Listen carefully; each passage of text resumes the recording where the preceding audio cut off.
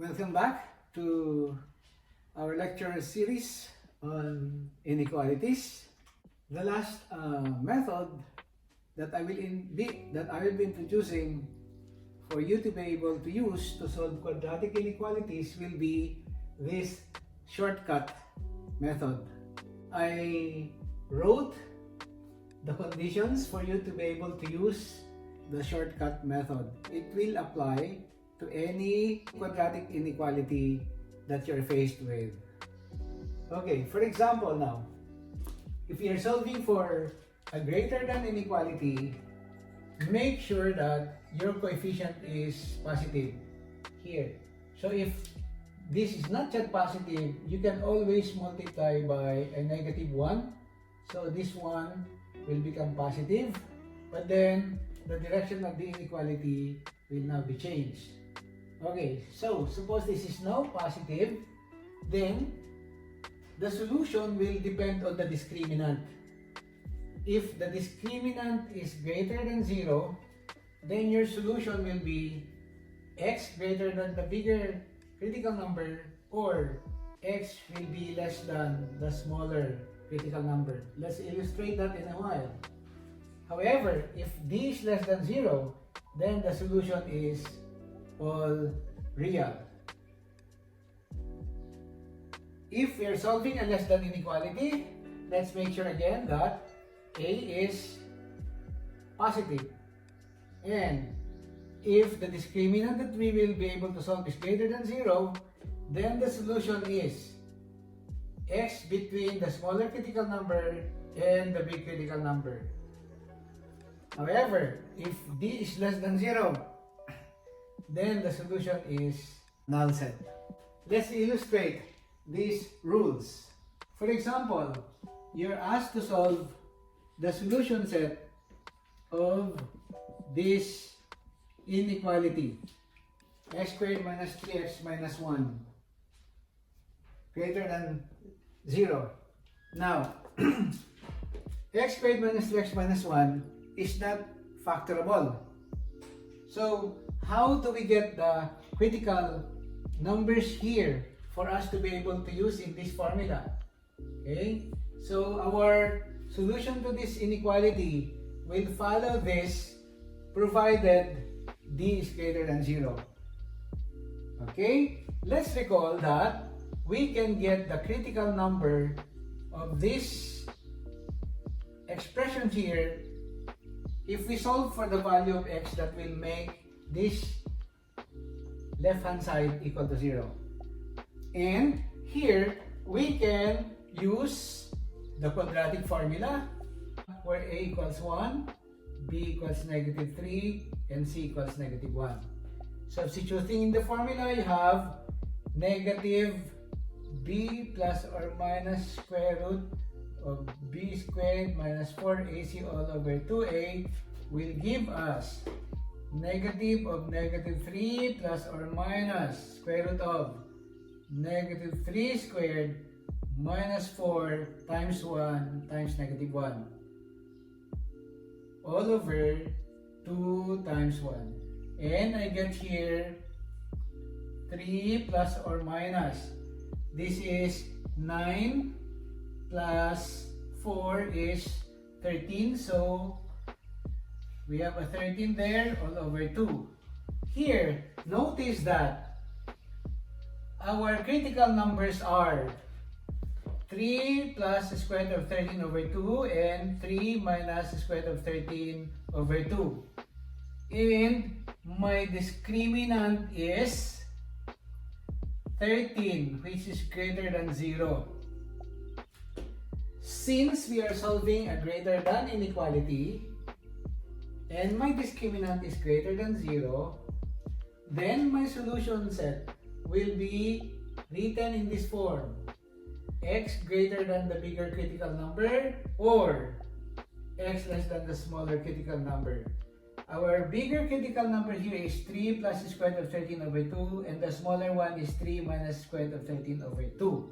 So, the solution therefore to this equation will be x greater than 3 plus the square root of 13 over 2 or x less than 3 minus the square root of 13 over 2. Now, this is in set form. You can actually write this in interval form. I can start from this. This one moves to the left, so I get from negative infinity up to 3 minus the square root of 13 over 2 union from this critical number 3 plus the square root of 13 over 2 up to positive infinity. To use this shortcut, we need to solve for the critical numbers. This happened to be not factorable, so we use the quadratic formula to solve for the critical number of this expression, or what values of x will make this expression equal to 0. And there are two that we were able to get. One is 3 plus square root of 13 over 2, and the other one is 3 minus square root of 13 over 2. Once you have already known the critical numbers, then you just have to use this shortcut. So, not to be confused, for as long as we know already the critical numbers, and if they are real numbers, and you're solving for a greater than inequality, then your answer will always be x greater than the big critical number or x less than the small critical number. Let's have an example where the discriminant is less than 0. Suppose I have here x squared minus 2x plus 3 greater than 0. Okay? Again, the expression x squared minus 2x plus 3 is not factorable. Okay? So, how will I get the critical numbers?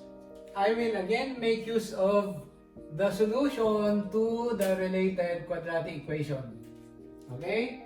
And using the quadratic formula, we get negative 2 will give me 2 plus or minus square root of b squared will be negative 2 squared minus 4 times 1 times 3 all over 2. So here, I get 2 plus or minus. This is a 4, this is a minus 12, so that's a negative 8 all over 2. In terms of this quadratic equation, the roots are imaginary complex conjugates. In terms of our shortcut, we have a d which is less than 0. If d is less than 0, then the solution is all r. So here, the solution to this inequality will be all r. That means this is an absolutely true inequality, and we have an absolute inequality. Okay? It's not an absolute value. It is an absolute inequality, which means the left-hand side will always be greater than 0 for any x. That's what it means. Let's have an example where we are solving this type of inequality. Number 2. Let me erase this.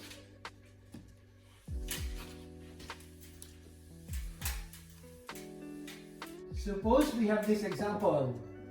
Minus 2x squared plus x minus 3 greater than 0. Suppose we have that inequality. Here, if we use the shortcut, are we ready to use the shortcut here? No, we are not, because this coefficient here is not greater than 0. We are going to multiply the given inequality by negative 1 so that negative 2 will become positive. We get here 2x squared, negative 1 and x is negative x, negative and negative is positive 3. Remember that you're multiplying the inequality by a negative number, so don't forget to reverse the direction of the inequality. Now, we are solving a less than inequality, where a here is positive.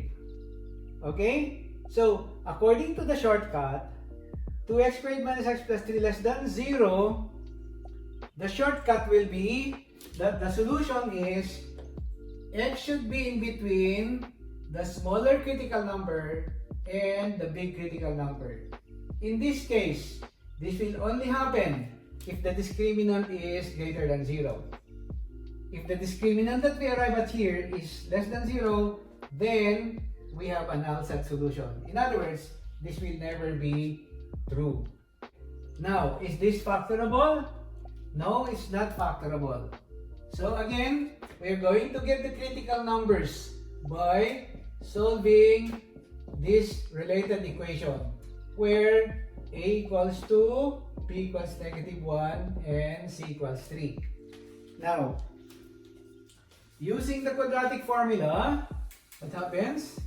If we use the quadratic formula, x equals negative of -1 is 1, plus or minus -1 squared is 1, minus 4 times a times c all over 2 times a.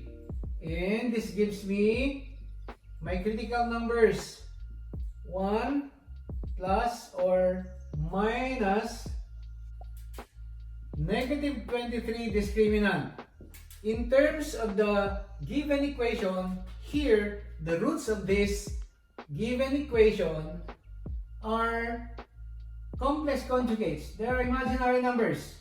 And in terms of the inequality we are solving, our discriminant is less than 0, which means the solution will be a null set. We will never be able to find an x that will make the left-hand side less than 0. So, this inequality is a contradiction because this will never be true. And your solution set is a null set. Let's consider the following example. Suppose we have here x squared minus 5x minus 7 is less than 0. Okay.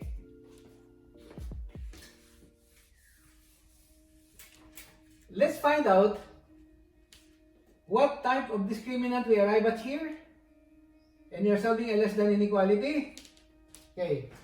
Solving for your critical numbers, we get x squared minus 5x minus 7 equals 0. And I will be using the quadratic formula, okay, to solve for the critical numbers. I will get x equals negative b plus or minus b squared minus 4ac all over 2a.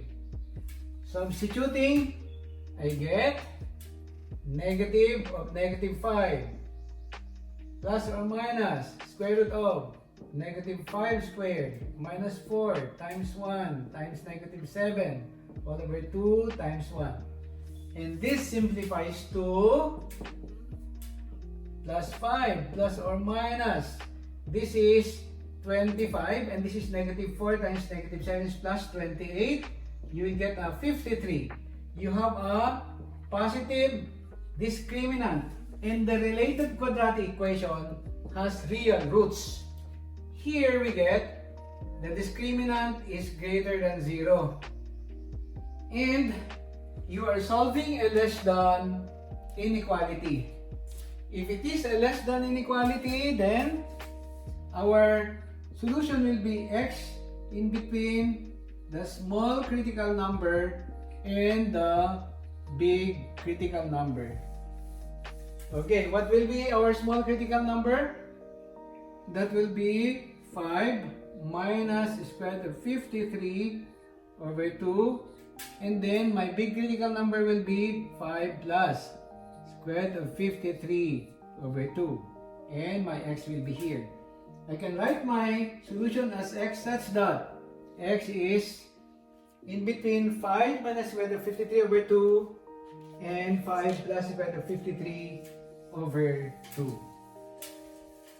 Okay, so for the shortcut again, if you're having a greater than inequality that you're solving, make sure that the coefficient is greater than 0.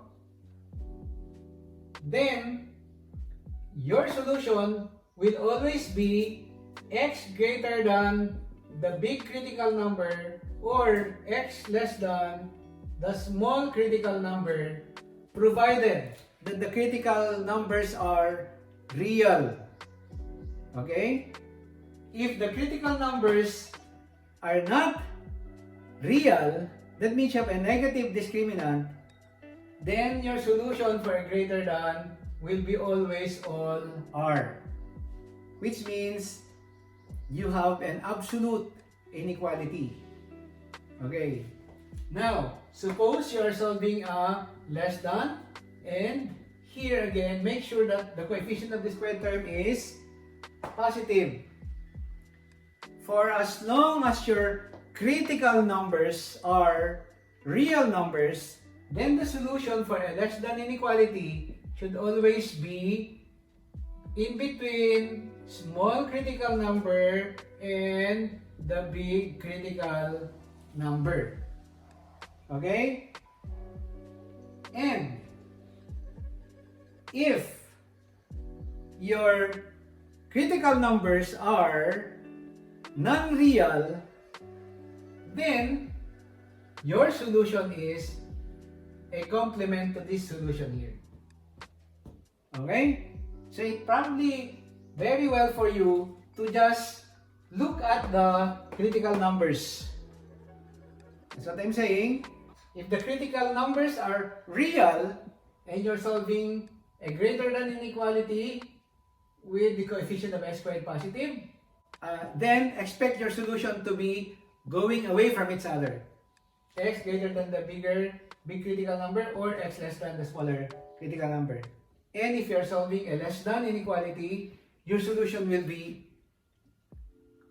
coming towards each other. Okay? One is paloob, the other one is palayo. Okay? So that ends our methods in solving quadratic inequalities. You may use any of those methods at your own convenience. Have a good day.